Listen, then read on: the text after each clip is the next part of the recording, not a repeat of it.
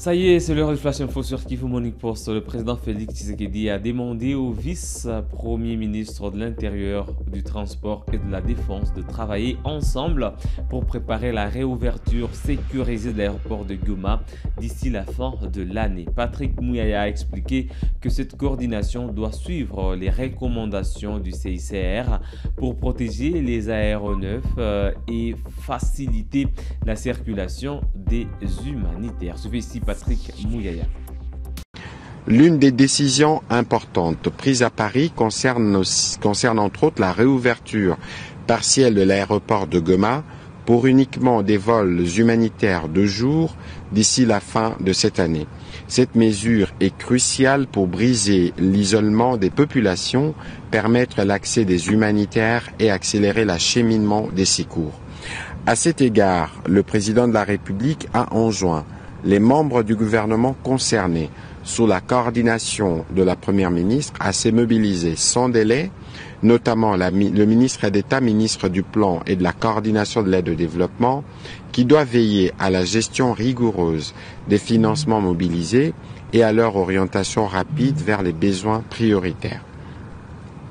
La ministre d'État, ministre des Affaires étrangères, ainsi que le ministre de l'Intégration régionale ont été chargés de poursuivre les échanges avec les États partenaires et les organisations internationales afin de finaliser les modalités pratiques des engagements pris à Paris et d'assurer les suivis diplomatiques requis. La ministre d'État, ministre des Affaires sociales, est appelée à préparer, en collaboration avec les partenaires, un plan d'intervention d'urgence destiné à renforcer l'assistance aux populations déplacées. Concernant spécifiquement la réouverture humanitaire de l'aéroport de Goma, le président de la République a formellement instruit les vice-premiers ministres de l'Intérieur et du Transport, ainsi que celui de la Défense, de travailler de manière conjointe afin de créer les conditions sécuritaires et logistiques nécessaires. Cette coordination devra intégrer les recommandations du CICR, notamment en matière de protection des aéronefs, des circulations des humanitaires et des garanties de sécurité.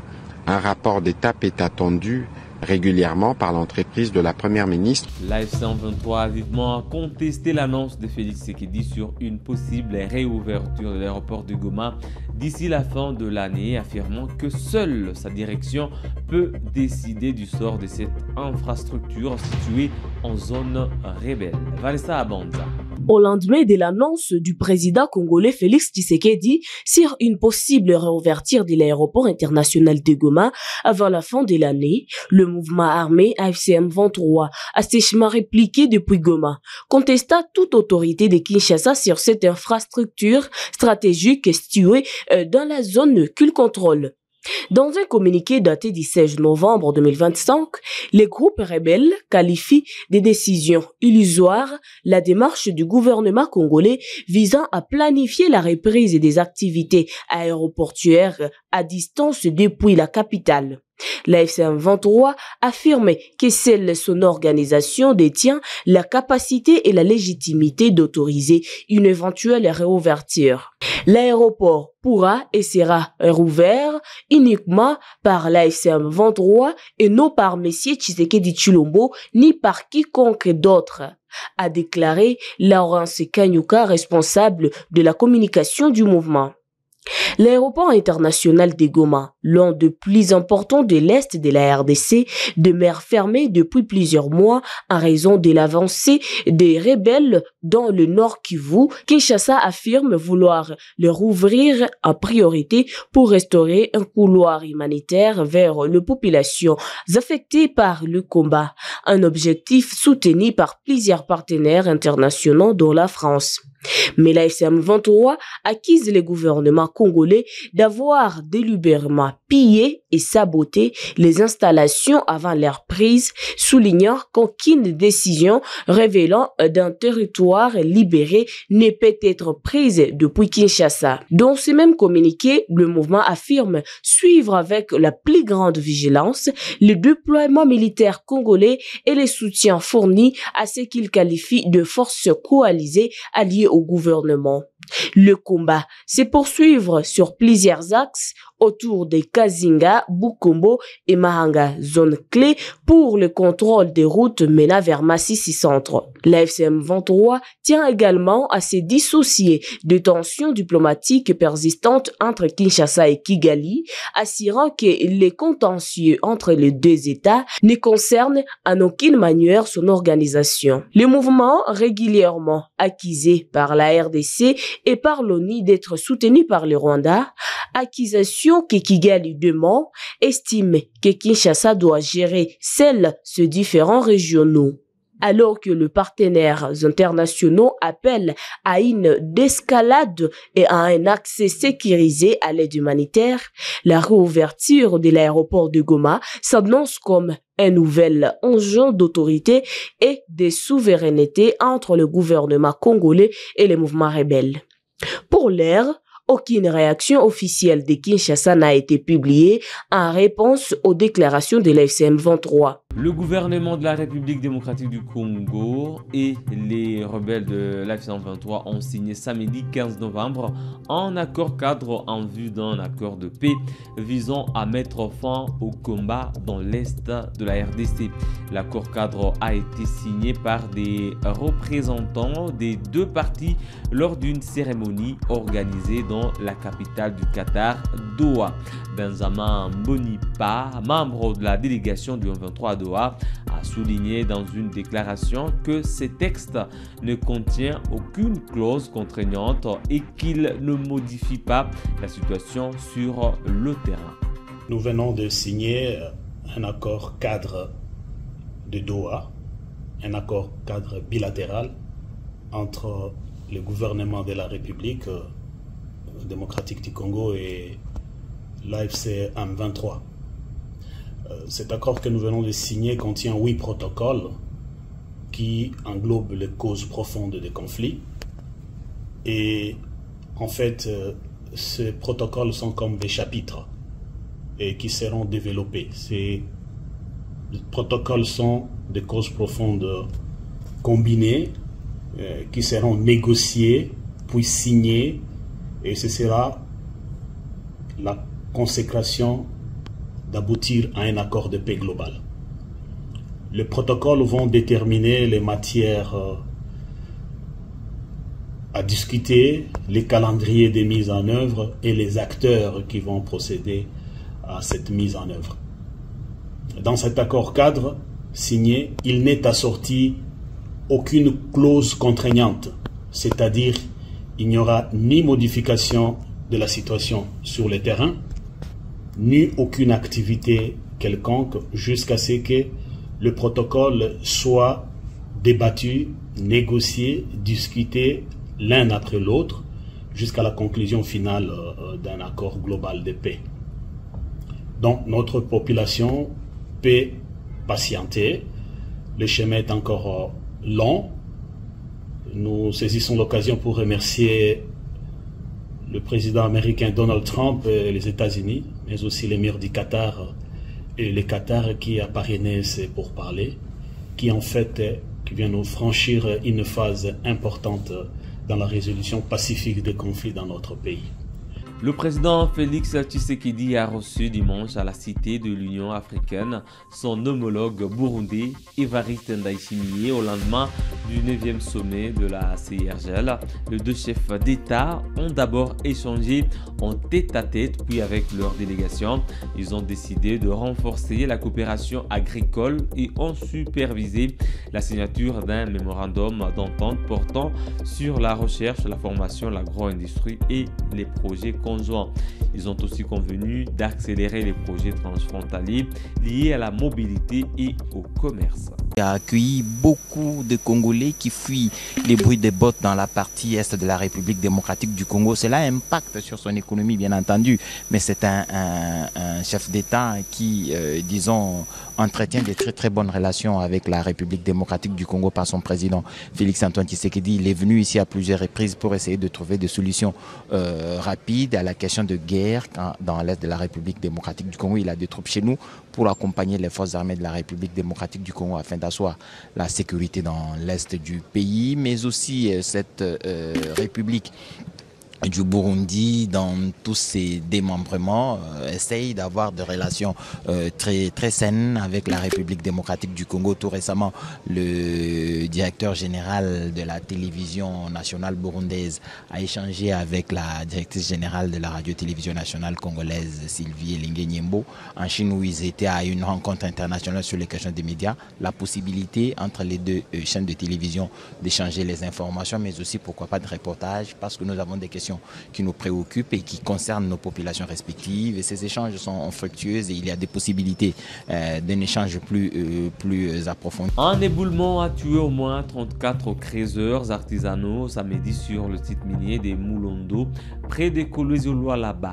Les autorités provinciales ont envoyé une mission sur place avec la ministre des Affaires sociales et le ministre des Mines. Elles ont déployé 2 ambulances et confirmé l'identification de 2 survivants. Le ministre de l'Intérieur a suspendu les activités minières dans la zone. Chers compatriotes, chers concitoyens Lualabais et Lualabais, un tragique incident est survenu ce samedi 15 novembre 2025 dans la concession de la société Pageclem, située à Kawama, territoire de Muchacha, dans la carrière de Moulondo. Malgré l'interdiction formelle d'accès au site en raison des fortes pluies et des risques d'éboulement, les creuseurs clandestins ont forcé l'entrée dans la carrière. Pour y accéder, ils avaient érigé un pont de fortune afin de franchir les tranchées de sécurité installées par la société pour empêcher toute intrusion. Lors de la traversée précipitée des creuseurs, le poids du nombre élevé de personnes sur cette structure instable a provoqué son effondrement et plusieurs individus sont tombés dans les eaux profondes de la tranchée.